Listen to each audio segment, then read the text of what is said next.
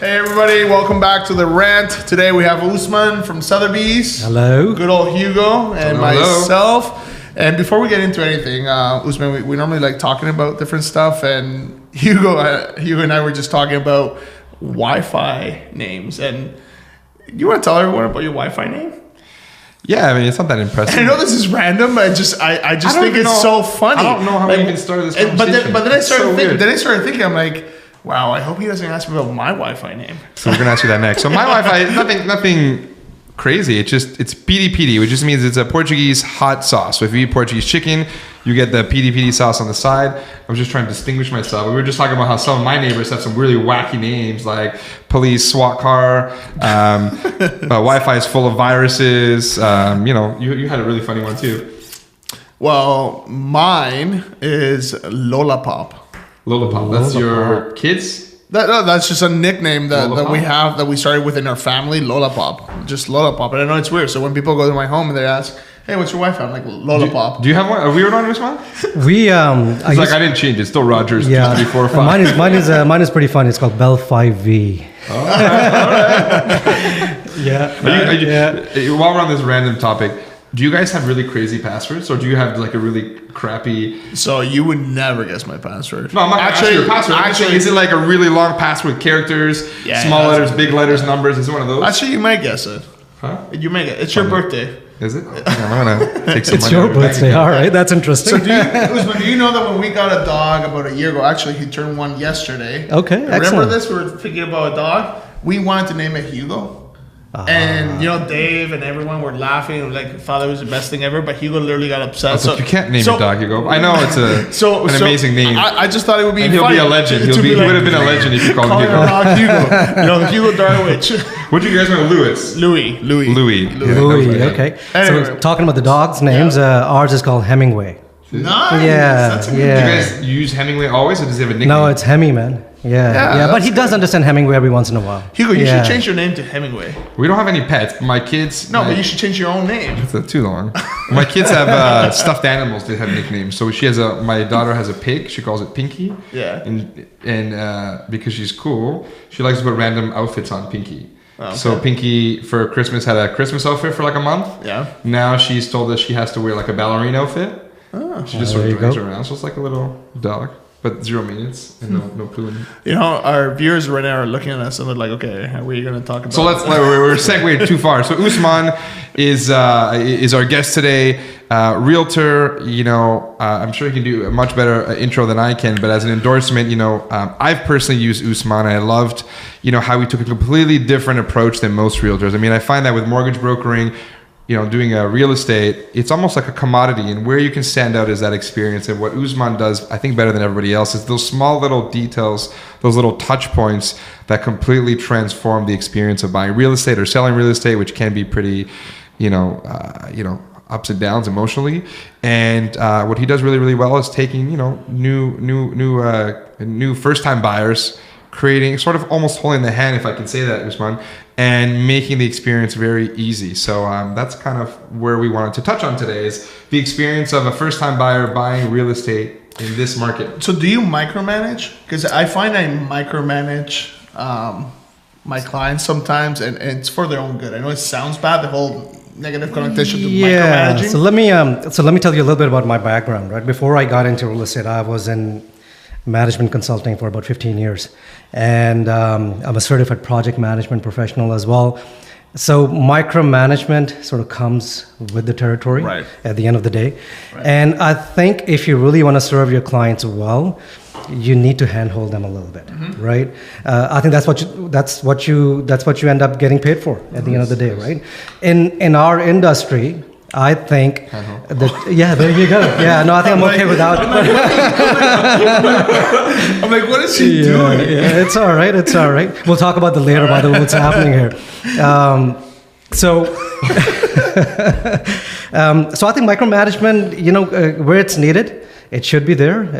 And especially when you're dealing with first-time home buyers, I think education becomes a key component of that, right? Yeah, I think it could really be beneficial for some people, especially if it's their first time buy. Like I know I tell my clients I'm gonna micromanage you, And the reason I micromanage you is because there's a lot of moving parts. Yeah. There's a lot of things that you have to look out for. And at the end of the day, I have your best interest. And I think that's what you're trying to do. And Hugo, I was going to say, you do the sometimes same you thing. need a bit of a kick in the butt Yeah. because sometimes people can be like, okay, let's do this. And like, oh, actually, no, let's do this. Oh, wait, let's do this. Yeah. Sometimes you need to be very firm, at least on the finances side. Look, this is the absolute best thing for you. You know, this is in your best interest. I think you should really go with this route. And sometimes the reason I say this, because then sort of flip flop back and forth. They have a bad experience. It's like, this is the best thing. So sometimes you need to be kind of like the authority figure and say, this is the best thing for you. And I imagine the same thing on your end. Like, I know this is what you're thinking. We looked at all the facts, the pros and cons. You told me what your goals were. This is the absolute best thing for you. I think this is what That's it. You know, I mean, Otherwise it's education is key, right? Especially, again, I mean, especially when we're talking about first-time home buyers who haven't gone through the process of actually buying a home in Ontario or in Canada, if you will. They need to be educated. They need to understand in terms of what the process is from start to finish, right? The more educated they are, the less hassle you're going to have to go throughout the process, right? So education is key. And a lot of the first-time home buyers, they're young professionals. I think there was a survey that was done back in 2013, I believe, by BMO. I think they surveyed about 2,000 first-time home buyers. So the average age was about 28, 29. They're the people who are sort of just starting out, have reached a certain point in their professional career that they're now ready to sort of get into the home buying business, if you will.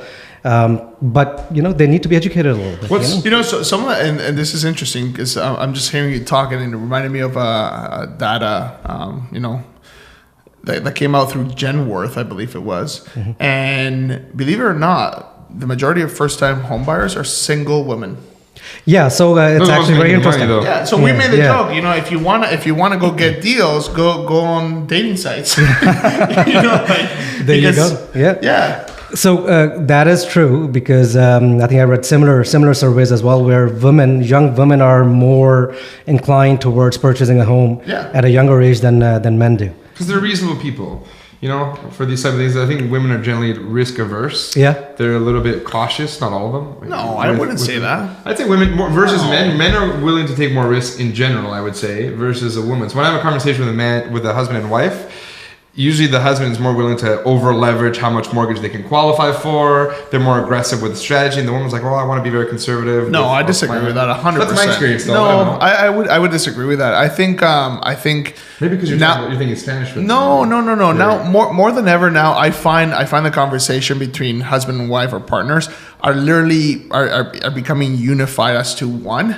It's no longer like, oh, the wife said this or the husband said that. I think because it's such an emotional process nowadays, it's not as easy as it was to buy a home 10, 20 years ago, that it's literally, you need the support from all angles. And I'm not seeing that at all. That's my experience, though. Yeah, but specifically with single women, I think what they were saying is that they tend to achieve the salary status a little bit quicker than the male counterparts at the same age. There's a higher percentage going to school Exactly. They're not looking to, go party, go out all the time, 100%. They're just more like, maybe going into, and maybe that's what you're referring to in terms of, they want to. I'm saying like just in terms of risk in general, I find them to be more like, am I willing to do that? But. Yeah, maybe. I don't think there's any right or wrong answer here, right? I mean, it could be all of the above. Well, so what are you seeing? Sorry to cut you off. Just curious, what are you seeing? You're brand new. I want to buy a property. I don't really know too much. What are you seeing as trends? What are your experiences in today's environment, given how hard it is to get a mortgage? Yeah. What are some tips for anyone who's listening and is currently actively looking? Like, what are some things that they should be looking out for? So when it comes to mortgage, you guys are probably better to answer that question. But from a consumer behavior standpoint, when it comes to first-time home buyers, given where the market is at the moment, overall, where the prices are, majority of the first-time home buyers do start looking at condominiums as their home. Yeah.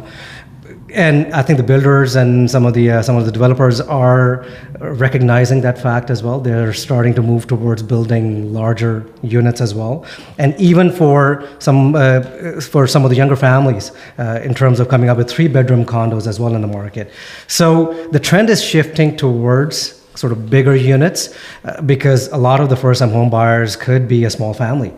And right now, given where the market is at, condominiums is a hassle-free lifestyle. It's a turnkey lifestyle. Yes. It has amenities and safety and security sort of comes with that as well. Some of the new buildings that I see now, they create sort of kids play areas in the condominium buildings as well that we didn't used to see before.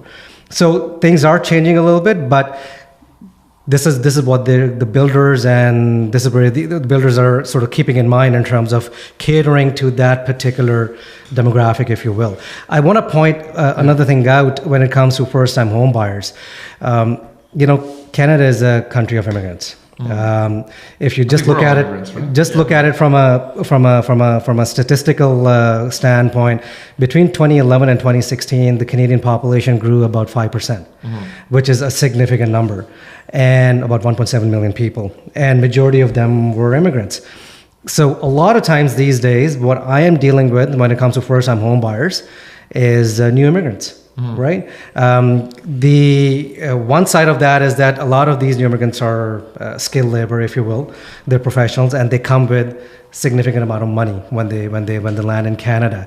But at the same time, they're a lot less educated when it comes to purchasing a property in Ontario, if you will.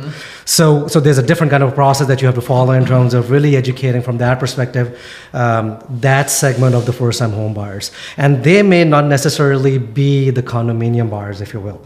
A lot of my first-time home buyers, especially the ones who have just come to Canada, they're looking for, let's say, a townhouse or a semi, and if they have a little bit extra cash, they'll probably go for a detached property as well. But they are still first-time home buyers. So, Usman, maybe we should also talk about, foreign buyers, because I think a lot of people, and even the media, when they talk about it, foreign buyers, they refer to people that, as the word says, foreign, meaning they don't live in the country or anything like that. But that's not how necessarily it plays out. A lot of foreign buyers are also classified as people with work permits. Yeah. So even though they live and work in Canada, they're considered foreign buyers because they're just temporary workers. They're not necessarily residents. So, when we see in the media, X amount of people are foreign buyers, or the market's being taken by foreign buyers, I think it's a little misconstrued, because a lot of those foreign buyers with people with work permits do intend to become residents. They're just part of the process. This is how they come into the country, and they want to buy their first home, get the residency, build a family, and continue on. Do you agree with that? Do you see that? Like when I say foreign buyers, are you talking about wealthy people overseas that just buy cash, or are you talking about people that are literally living and working in the country, but they're just in a transition, you will, from work permit to PR? Yeah. So I think I see both. There is a class of foreign buyers who are not Canadians, if you will. Yeah. And a lot of times, affluent foreign buyers end up sending the kids over for education purposes. Right. Every once in a while, I come across some listings in Mississauga, for example, in Square One area. So in Square One, Sheridan is one of the main sort of colleges that covers that little pocket. And I remember putting a condo out for lease, and majority of the calls that I got were for foreign students. And it was a luxury unit. It was a penthouse. The rent was sort of high enough that a normal student would not want to live there. But there are foreign students who are coming in, from affluent families, if you will, and they're renting those places. Those consumers, those students, eventually will become Canadian permanent residents at some point in the future. So they're not foreign buyers anymore, right? And and during that process, they may end up purchasing some properties as well along the way. So that is that. But I think majority of the people that I see, they're immigrants. They're new immigrants to Canada. We have to see, how our immigration number has gone up over the last number of years. The current federal government has increased the overall number of new immigrants to Canada. And again, as I said, a lot of these new immigrants are skilled labor, and a lot of it in tech as well. A lot of them in tech, a lot of it in banking. They come with money.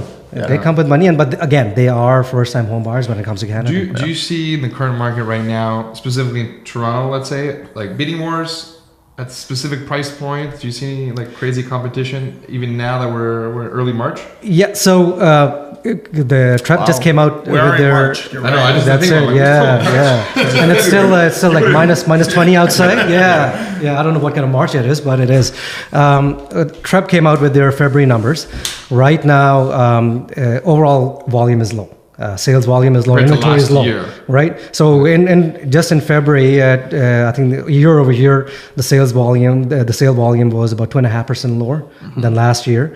There's not much inventory out there, and you know what that's doing to the market? It's actually creating competition. Well, that's the thing, right? because Yeah. if you have demand either the same or more than it was last year, but you have a lower supply, that's going to push prices up. That's it. Or you know, That's it. And just because of that, what I've started seeing, especially in the last 15 days or so, is that a lot more people are showing up to the open houses, right? I remember last year, this time, nobody was coming to the open houses. You know, back in 2017, late 2017, I feel like we're literally back- dried out. Now, the people are showing up. They are coming in. They are looking at I the feel like it properties. can go any way this year, right? It could either be Yeah. a really nice little surge and I think generally the market is going to stay, from a price standpoint, the market is going to stay pretty steady. Condos, especially in the Toronto sort of market, condos literally drove the market last year, right? Yeah. I think year over year you're looking at about affordability, 8 or totally. 9% price appreciation. You know, that's a pretty healthy. do you have healthy increase. Individuals, families, whatever you want to call them, not be able to afford the type of house they want, like in terms of qualifying for it? Well, you know, Like, is there a lot of people just, I guess I'll settle for this type of attitude? and again, I think probably this is where you guys come in. Right. There's always a solution out there, Yeah. right? It goes back to the point that you get now. I think there's a little bit more education involved in terms of helping our clients understand in terms of what the cost could be.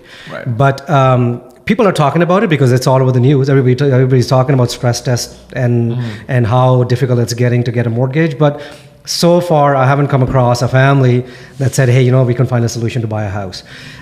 You know, generally your speaking, particular client base. yeah. I mean, I'm sure there are people who have gone through the process and not being able to get approved and everything. But again, I always say there's always a solution out there. You just have to look at the cost benefits of it. Yeah. But having said that, I think generally the prices have adjusted since April 2017, and I think they're a little bit more reasonable when it comes to the overall, income levels, if you will. So I'm actually noticing a lot more buyers coming back into the market in the last 3 to 4 months than there were. confidence. There's more confidence. It's been a and- year since the stress test. That's it. Yeah. I've seen interesting living arrangements where two families will purchase a detached home and live there together versus co-living. So things like that. I've seen people go into condos that have more than Yep. 2 bedrooms and they sort of go in it together. Yeah. You know, people are, or they're putting basement suites, rentals. Yep. Yeah. People are, making it work. You know, when I deal with a lot of new immigrants who come to Canada, I usually tell them that Canada, it's not a cheap country anymore. I think for the longest time it was undervalued, if you will. It's one of the fastest growing, countries when it comes to overall population. Overall, generally speaking, Canada is very attractive to people from other countries as well. So when you look at it from that perspective, and when you look at, let's say, if you just pick condominiums when it comes to price per square foot, I think among the G7 countries, Canada is still probably one of the lowest.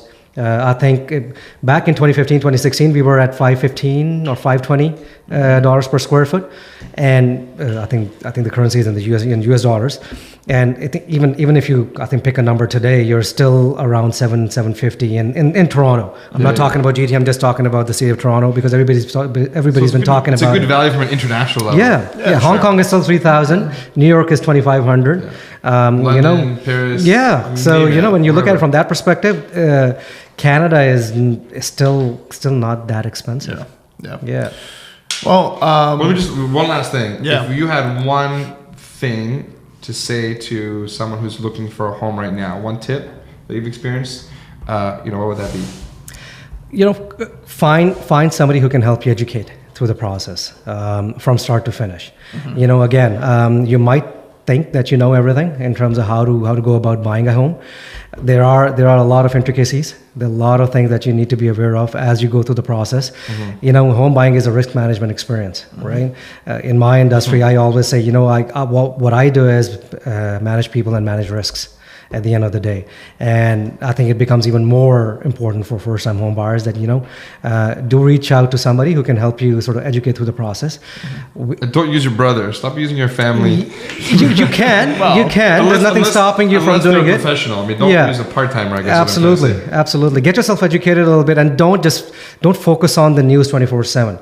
Because you know, if you focus on social media, Facebook, Instagram, Twitter, you're gonna hear about like 100 different things, and I think you even like the actual real media, I'm not talking about the Facebook options, they'll say one thing and then the week later they'll say the exact opposite of the exact thing they just talked about. That happens all the time. That's it. It's an information overload. You know, the whole point of the media is to create clicks and to get you to read it. So I think you have to take that into context. Some stuff are completely out of context. That's it. All right. Thanks, Usman. Appreciate it. You're very welcome. Thanks for having me. I think it was great. Hugo, thanks for not interrupting every 2 seconds. You have this hair that I've been meaning to like move. Dude, what's wrong with the curl? It's almost like you're Clark Kent. See that? You know, you made it all weird. At night, you just slick it back. You're like, I don't know, that's Chris. I never understood Superman. How does he get around with one hair? He's like this guy who works for the news. See, if I take my glasses off and boom, you'll know.